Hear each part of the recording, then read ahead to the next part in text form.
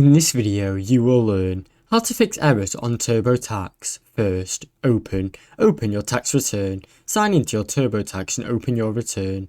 Click on Review or Federal Review. This will usually be at the top side of the screen. Turbotax will check your return for any errors, missing information or inconsistencies. Follow the prompts. Turbotax will highlight each error one at a time. Reading the message carefully and click Fix Now or Continue. Correct the error, enter the missing information or correct the information as requested.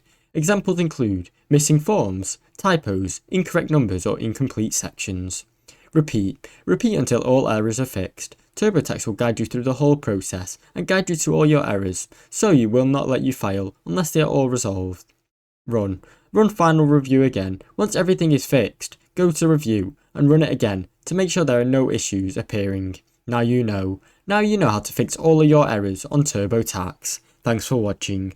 Don't forget to like and subscribe.